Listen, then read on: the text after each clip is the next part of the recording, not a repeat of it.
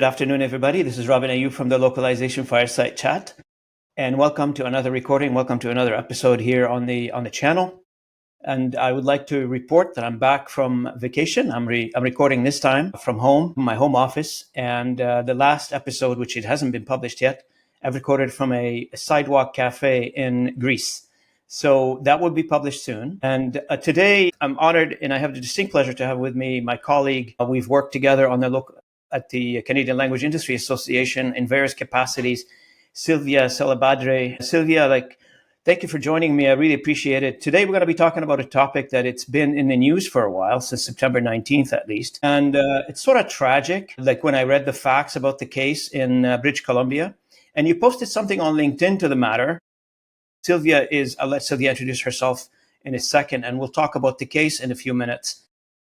We got to be talking about a case where miscommunication led to a tragic event, and what could have happened, what should have happened, and how do we prevent it from happening in the future. We'll dive into the detail in a second. Silvia, welcome to the channel. Always good to have you with me. And thanks for taking the time on this important topic. If you don't mind, for those who don't know you, and I know you're a returning podcast guest on this channel, but some new audience, probably members that don't know you, if you don't mind introducing yourself a few minutes. Absolutely. Thank you so much for having me as a guest again on your podcast. I'm truly honored. And I think it's very important that we're discussing this very important topic. And as far as myself, so I'm Silvia Salabarde. I am the president of the Society of Translators here in British Columbia. And I also am the chair of the Board of Examiners on a national level in Canada for CITIC. And I had the honor to be able to put out a statement on behalf of STIBC regarding this very tragic case where, unfortunately, lack of interpretation or lack of language resources was a factor in a tragic outcome. Absolutely. Silvia, again, thanks for joining me to discuss this matter. So let's go through some of key facts just to tell the audience exactly what we're talking about. So in Surrey, BC, that's a town not far away from Vancouver.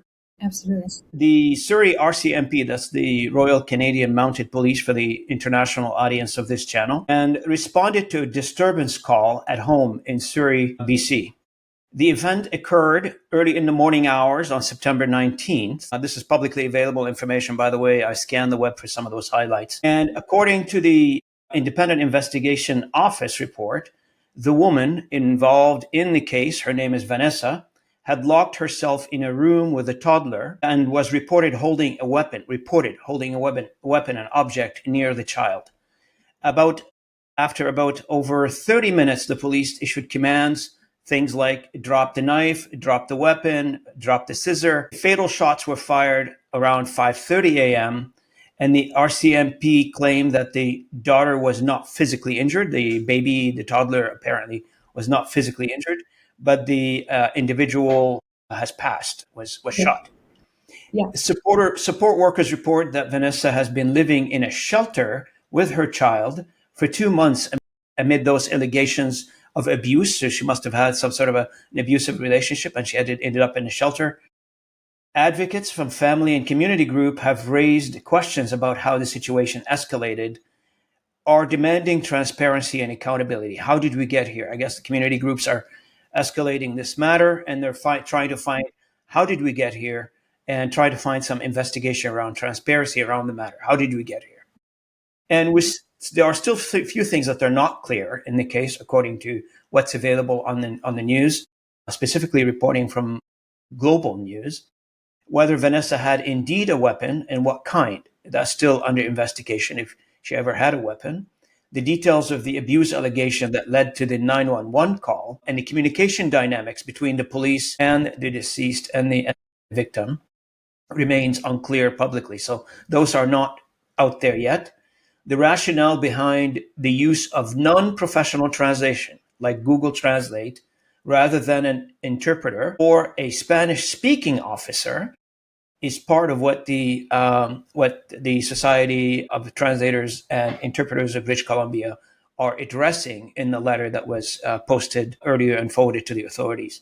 Mm-hmm. The Independent Investigative Office is still conducting its probe, and not all findings are yet public. So the important thing here is, which we got to be discussing with Silvia today, is the situation in general that led us here, and the society of the Translators and Interpreters of British Columbia feels vested into this, feels emotionally vested in this, because as a past president of the Canadian Language Industry Association myself, I can tell you anytime there's an issue involving communication that ends up in tragic event like what we're witnessing right now, it's heartbroken. We all become numb to that. Why? It's because it's solvable.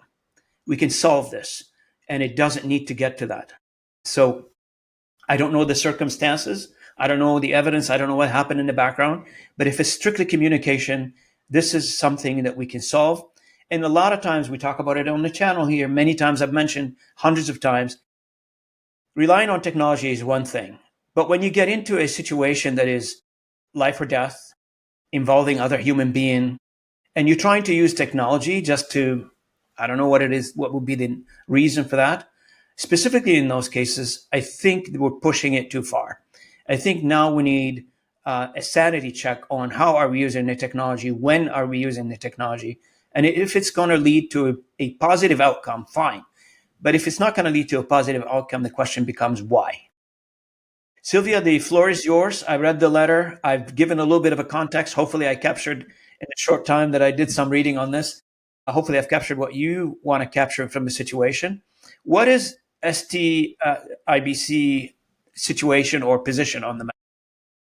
Right. So our position on the matter, and thank you so much for your summary. Now, I do believe some more details have emerged since the report, the independent watchdog report, was published. And I at least do have some general understanding about the situation as it was reported in that report and what happened. And the details are not important, but basically there was a kind of a hostage kind of situation in regards to the toddler, where the police at least felt that the mother was holding some scissors to the toddler, but they didn't really understand why. She was a loving mother by all accounts beforehand. It seems like she was probably having some kind of mental health breakdown, like all evidence seemed to point to that. But when the police got there, they did try to find a Spanish officer, but apparently no Spanish officer was available. And the question that we have at STIBC is, why did nobody think of calling an interpreter? Because I realized the situation wasn't quite right for a phone interpreter, because there was a lot of chaos, different people, different actors involved, a developing situation.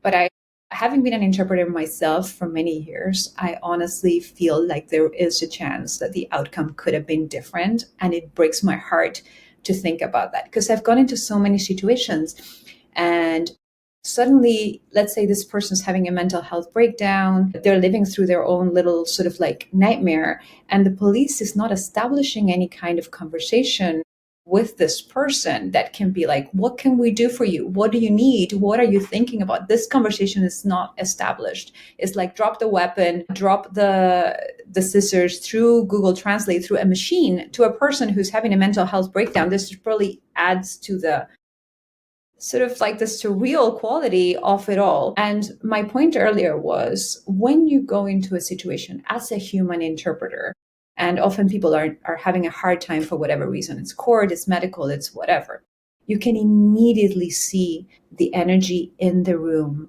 changes completely, because this person realizes now, here's someone who understands me, and now a conversation can be established.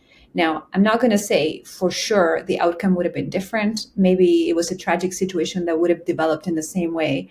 But it really breaks my heart. And I find it astonishing that the RCMP didn't think, let's call in an interpreter if we don't have a Spanish officer, and then we can establish a conversation. I feel like that should be the minimum standard. And I cannot understand why that did not happen.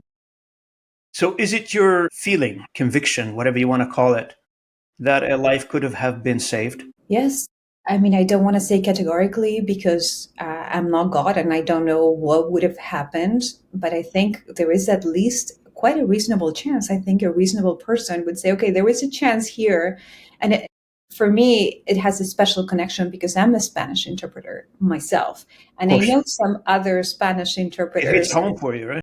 It hits home. I'm like, the first thing I thought when I heard about this case is, why didn't someone call me? Right. I'm a counselor. I'm a Spanish interpreter. I am very connected to the Colombian and Afro-Colombian community in Surrey through some of my employees, and I have different connections. And it's not about me, like me personally. I know a lot of wonderful Spanish interpreters here in BC. I think there would have been a good chance that the outcome would have been different. So in your opinion, and I noticed like from the news that this discussion took on like, what is it, 30 minutes of back and forth between or maybe longer, but from what I'm reading from Global News, it looks like that entire dynamics took 30 minutes. Yeah. It could be the news maybe misreporting it or something. I don't know, but I'm just reading what's out there. But waiting for an interpreter to show up on scene, do you think there's a dynamic that says, the police has like 2 minutes to solve the issue versus wait for the interpreter to come in? Is there some dynamics like this or no? Yeah, I think, if a situation is developing in a few minutes, then obviously the police has to do what they can. And it's not always realistic to get anyone on the scene, not even Probably an ambulance. they're thinking there's a life at stake here, the toddler's life at stake. Yeah, and so I understand that. My understanding is that it happened over a long period of time, and many calls for sure were made back and forth. Should we do this? Bring in another officer. Lots of conversations happened. But that interpreting conversation did not even happen as far as the information that I have read. And I'm like, this conversation should have happened. I'm not saying you could get an interpreter in time. I'm not saying everything would have been rosy, but I wish RCMP, and I do want to get in touch with them, like STIBC wants to get in touch with them and be like, does the RCMP not understand the value of interpreters in crisis situations? Is that not something that even crosses? I do believe, though, you bring up a very valid point. I mean, as an association, the Canadian Language Industry Association should have that conversation at a national level. Mm-hmm. Not necessarily, you can have your conversation, obviously, on British Columbia detachments.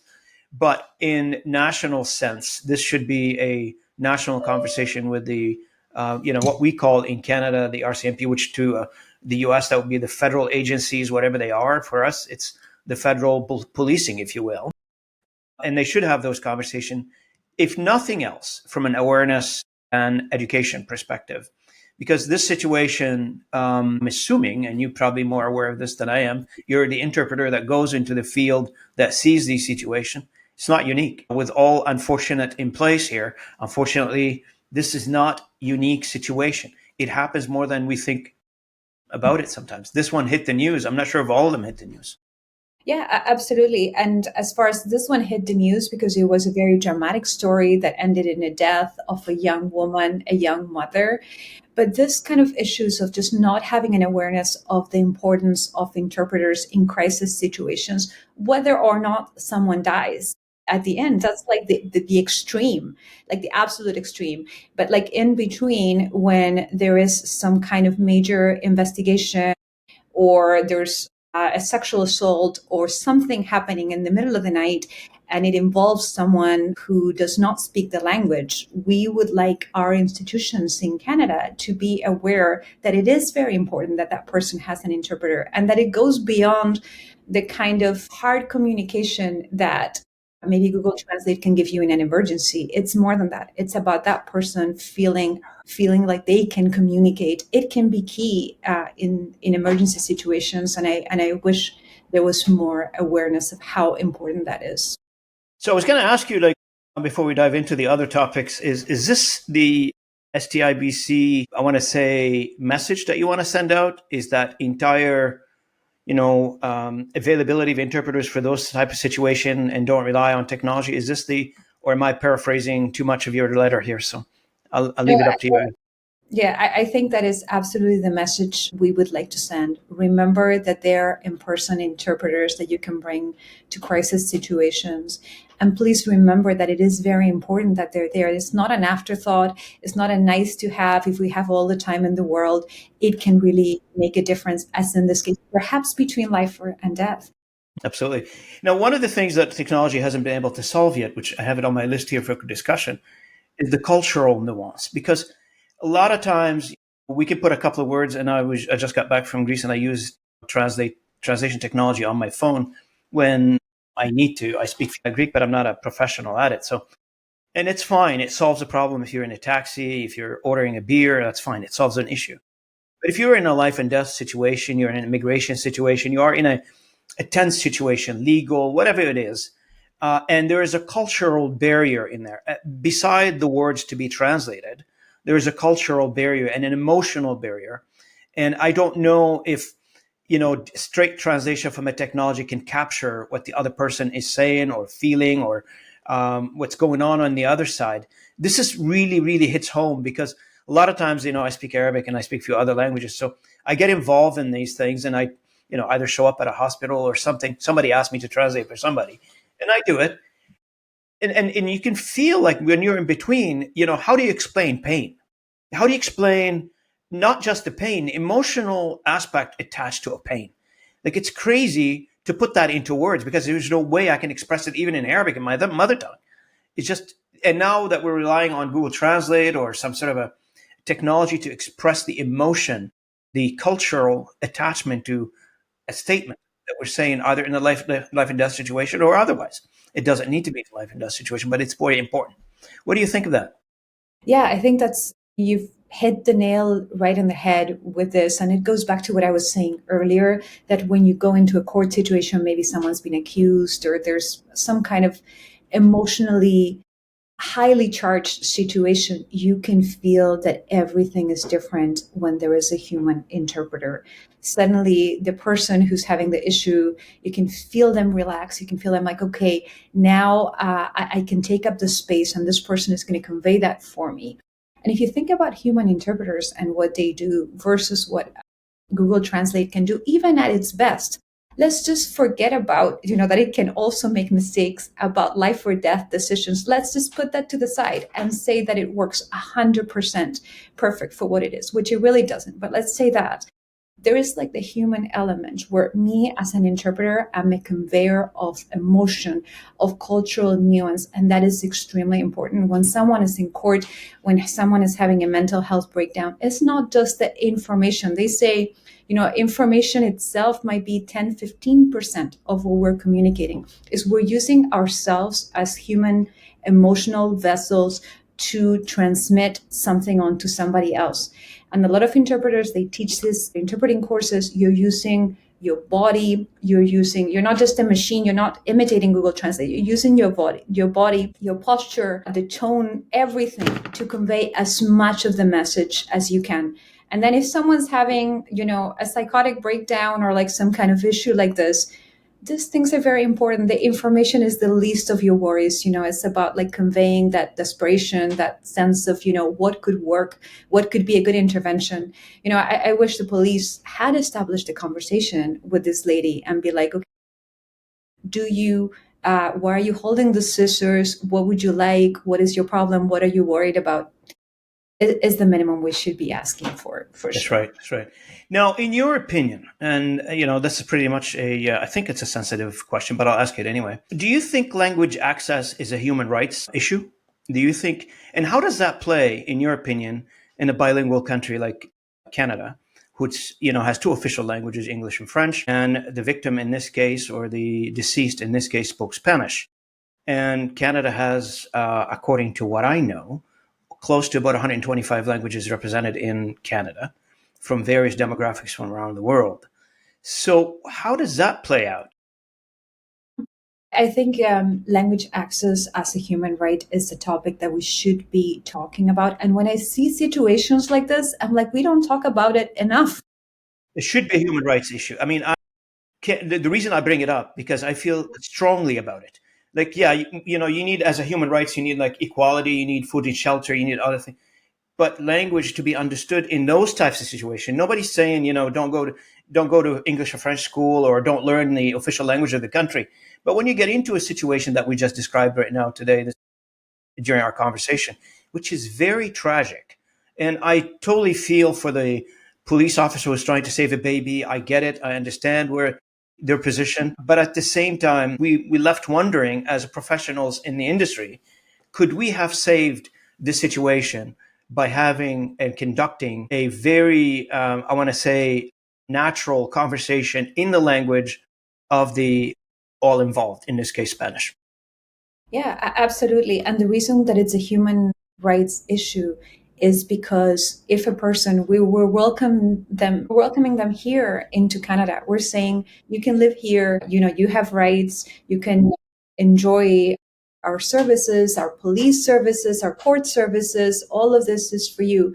But then if you can't, it's about being yourself in situations and in crisis situations, especially, right? If you're having a mental health crisis, you should be able to communicate fully, just like a Canadian who speaks English in Surrey should.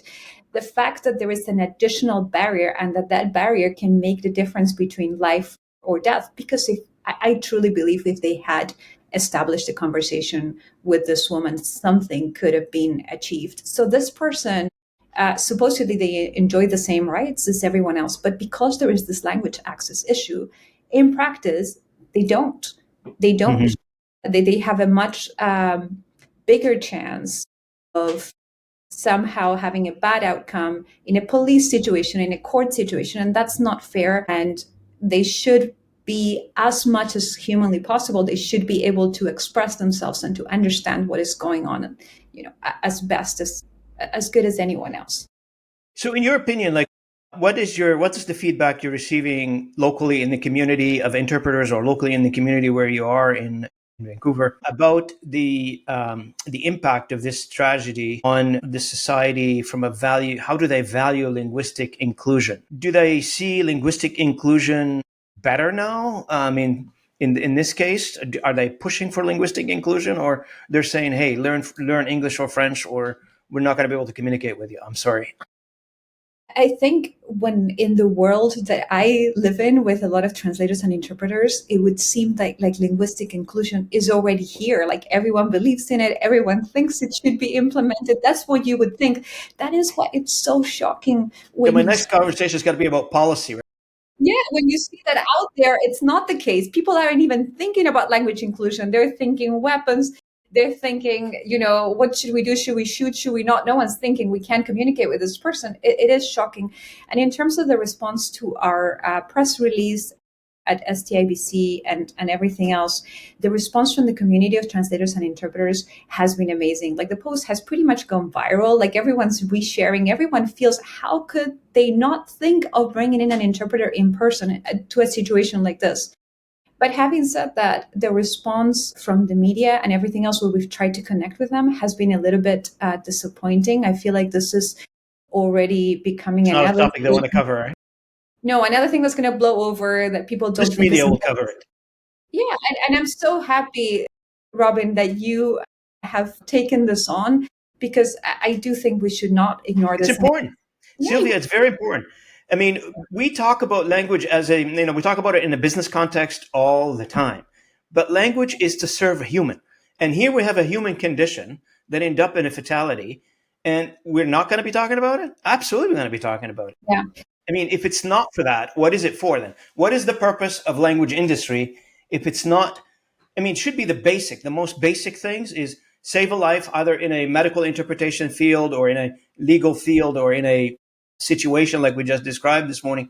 Those should be the most basic stuff that we should be using as a raison d'etre for this particular industry, right? So, but when we talk about the industry in general, we talk about how to save money, how to accelerate it, how to make it better, more efficient, introduce technology to it.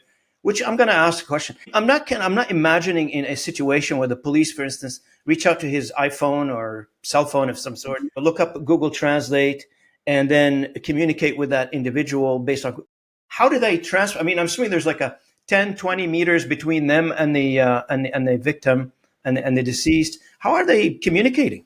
I am guessing that they were using voice recognition, because you can use Google Translate with voice and then it will play out. A lot of people use that on holiday.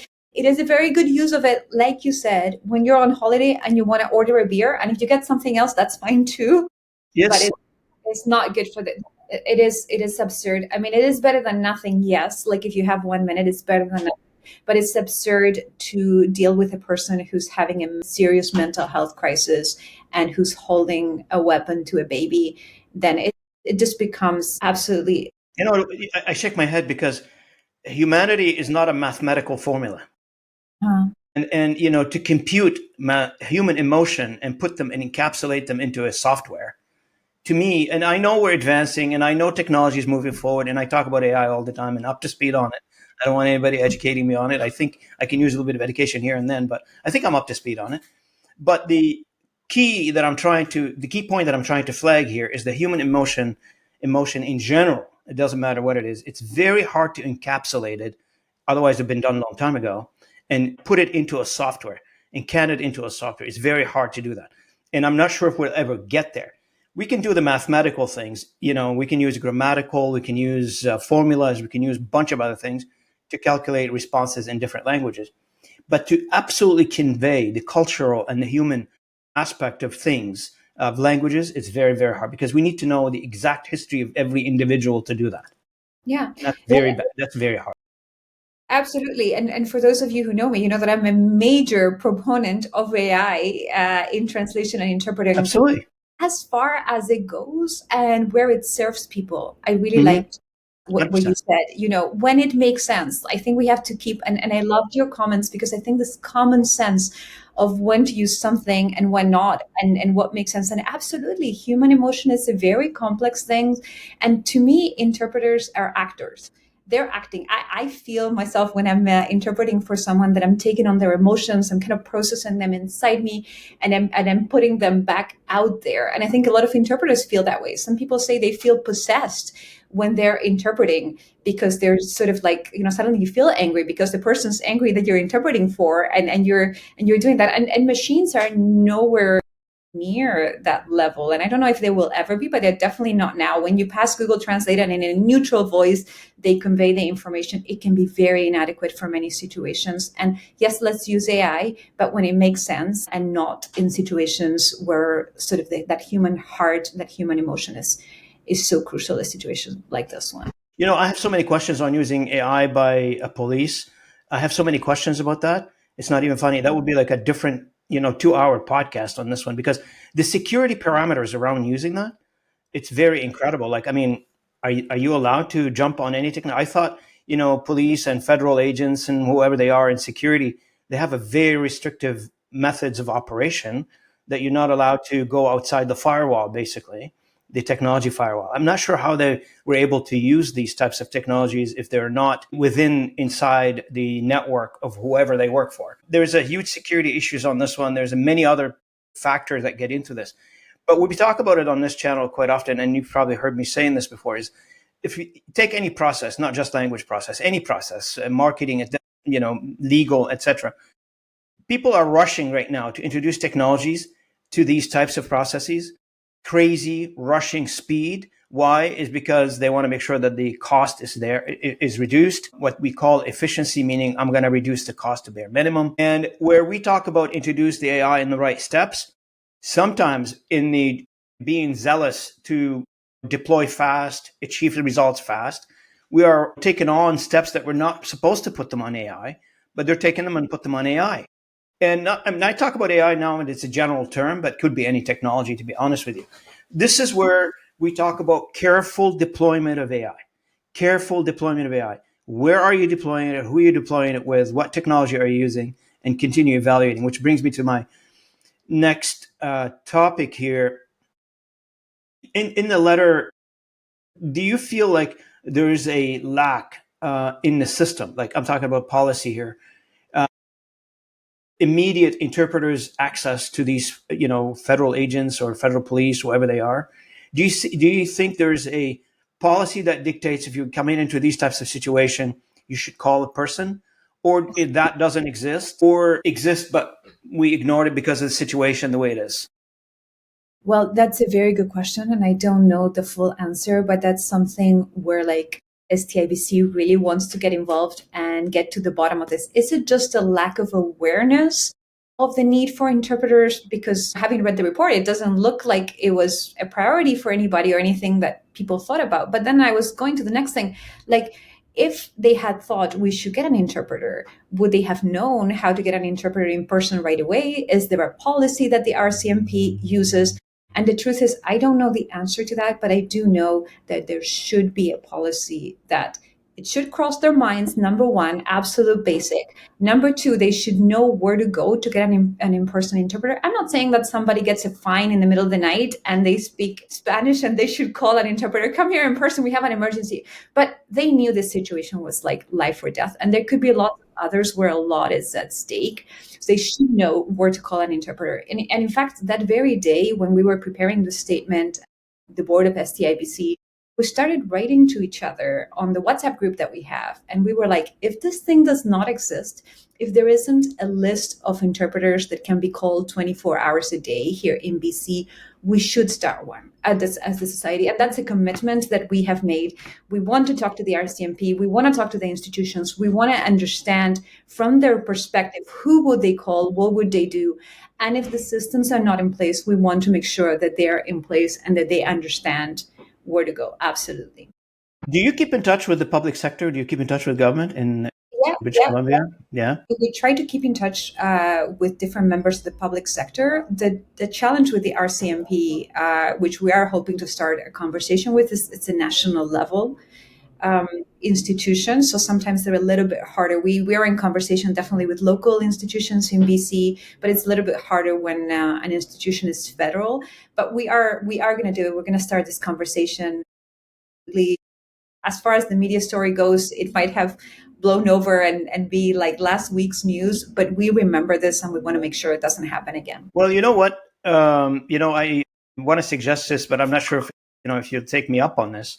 I think you guys should have in British Columbia a provincial day of remembrance for this incident, and you should highlight it as what not to do in a situation like this. Use it as a learning experience provincially and maybe nationally. I don't know, but at least on a provincial level, have some sort of a memorial for this, or some sort of like something to remember it by.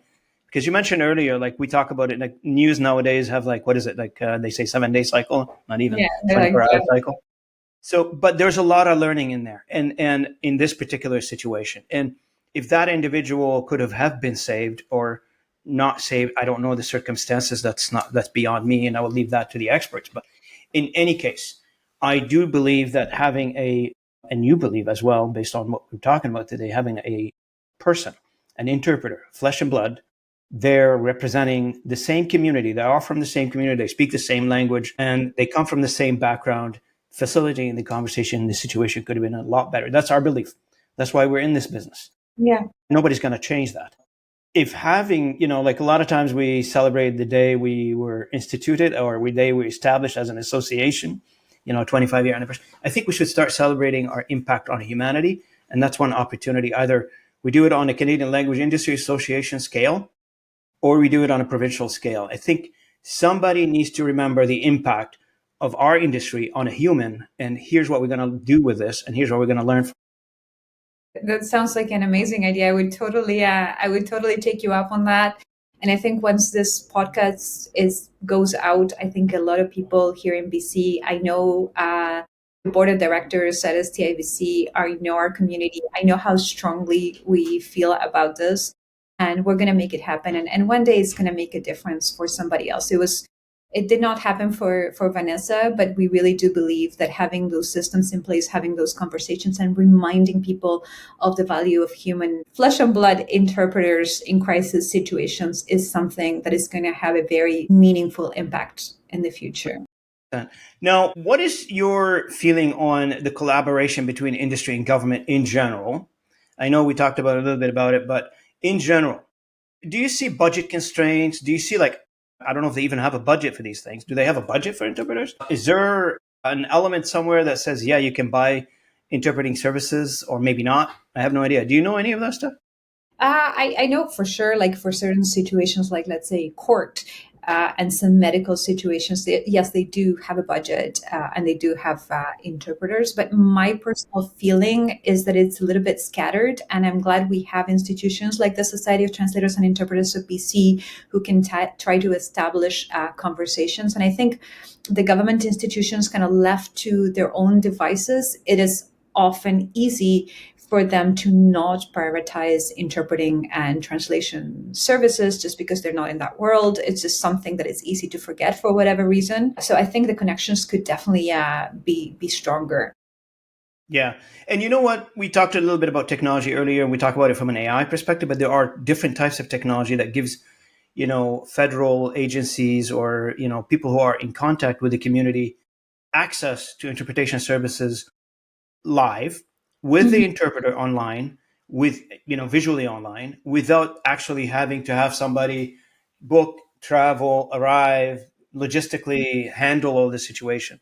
There are technology. Actually, we did a couple of podcasts. I posted them out. I'm not sure if you've seen them. One with LSA and their partners, Lingolet. I have a podcast there. I put it like 2 months ago now, July. So check it out. I feel like there are aspects of technology that we can use to make the service available, Absolutely. but still use a human, not necessarily, the operating system on the phone came with. And we don't know if that's going to be okay or not. We have no idea. Yeah, I think just the same as in interpreting, we still need the human element. We absolutely need the human element for making decisions about what kind of services are pertinent, useful in a particular situation. So I think there are situations where Google Translate is great and let's use it. There are situations where phone interpreting or live interpreting might be more appropriate. There are situations maybe like this one, where a human, like in-person interpreter might be the best solution to have for different reasons.